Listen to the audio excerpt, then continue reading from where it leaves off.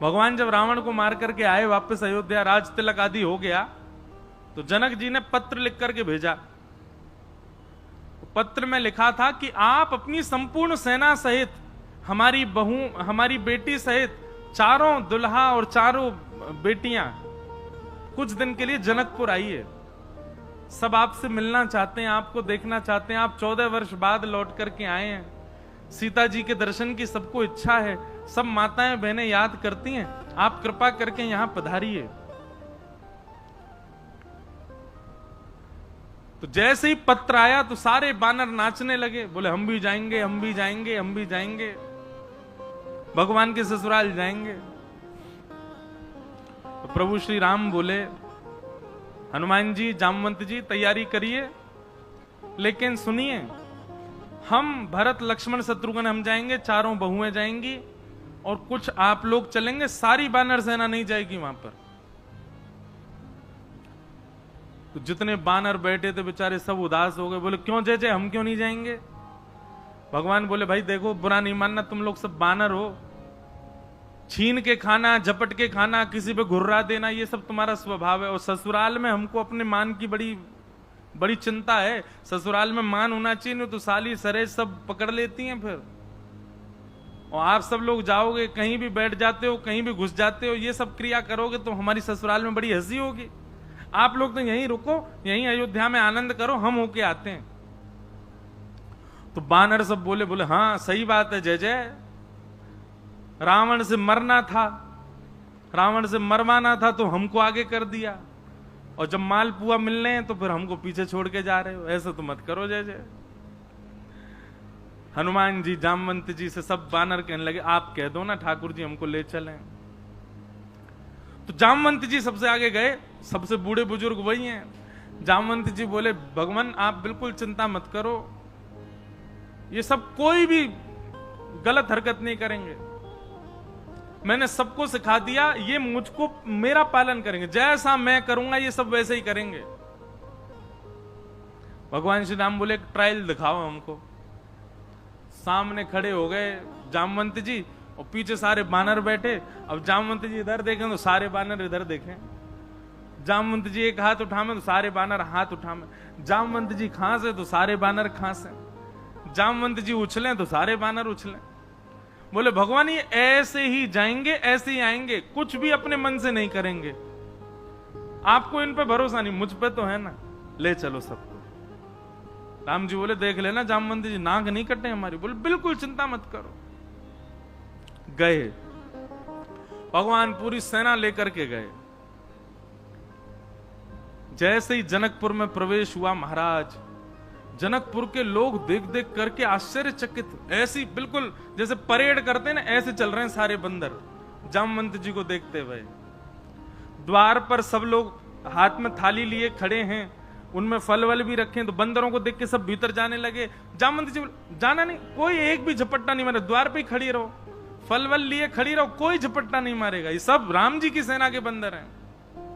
महाराज पुष्प वर्षा हो, माला पहनाई जाए। अब बंदर को माला पहना रहे हैं, बंदर यूं ही देख रहा है। बोले क्यों? जामवंत जी भी यूं ही देख रहे हैं ना।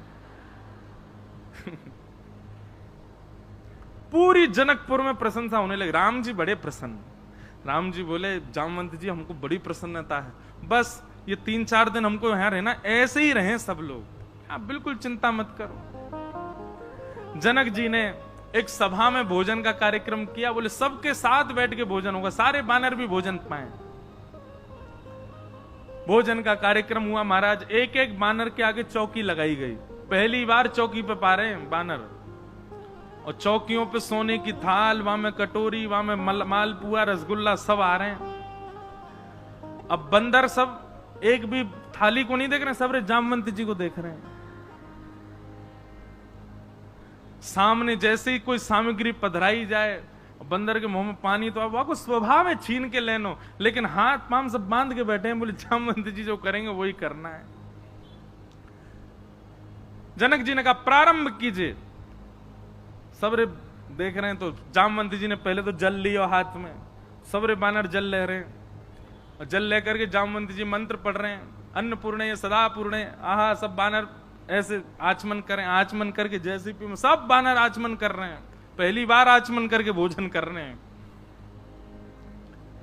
जामवंत जी थाली की ओर देख रहे हैं क्या पाम है, लेकिन बानर सब जामवंत जी को देख रहे हैं, जे जो पाएंगे वही पानो है।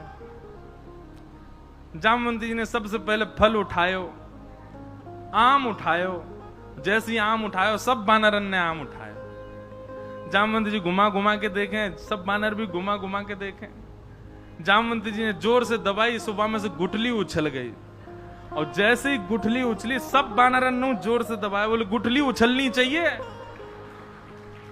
अब जैसे ही गुठली उछली, जामवंत जी ने देखी गुठली कहां गई। मेरे हाथ से मेघनाथ निकल के नहीं भाग सकता, मेरे हाथ से रावण निकल के नहीं भाग सकता, मैं जामवंत बलवान, तू गुठली कैसे भाग गई। जामवंत जी को क्रोध आया, गुठली पकड़ने के लिए जैसे ही जामवंत जी कूदे, बानर बोले आक्रमण, कूद पड़ो सबरे। और महाराज यहां थे वहां, वहां थे यहां, यहां थे वहां, सबरे इधर उधर कूदे, थाली उछाल दें, कड़ी लिपटा दें। जनक जी महाराज एक खंबा के पीछे दुबक के खड़े, जे क्या हुआ। राम जी नीचे नजर करके बैठे, बोले हो गया जो खूब सिखा पढ़ा के लाए, लेकिन कुछ नहीं बचा। अब सबसे ज्यादा आत्मग्लानि हुई जामवंत जी को। जामवंत जी क्षमा मांगने लगे, लेकिन राम जी देखे ही नहीं रहे उनकी तरफ। तभी जनक जी को लगा कि राम जी को बहुत क्षोभ हो रहा है मन में, तो जनक जी दौड़ के आए और बड़े प्रसन्न मुद्रा में राम जी को हृदय से लगा के बोले, हमको बहुत प्रसन्नता है, ये देख करके इतना अच्छा लग रहा है, देखो कैसे रिपट रिपट करके एक दूसरे के रसगुल्ला ने छीन छीन के भाग रहे हैं, ये दृश्य देख के आनंद आ गया।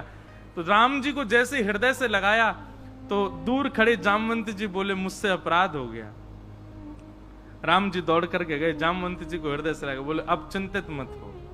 बोले भगवान वैसे हृदय से लगाओ ना जैसे आप जनक जी को लगा रहे थे। मानो जामवंत जी के मन में भाव आ रहा था कि जैसे आप अपने ससुर जी को हृदय लगा रहे हो, वैसे मुझे लगाओ ना। भगवान बोले जनक जी की तरह हृदय से लगाने के लिए तो जनक जी जैसा कार्य करना पड़ेगा, कन्यादान हमको, और वो अब नहीं होगा, वो होगा द्वापर में। आपके कुल की कन्या को हम स्वीकार करेंगे। और आज वही दिन आया जब जामवंत जी ने ठाकुर जी को याद दिलाया, तो जामवती का हाथ भगवान के हाथ में देकर पानी ग्रहण किया, विवाह हुआ, और आज श्री जामवंत जी को ठाकुर जी ने अपने हृदय से लगाया।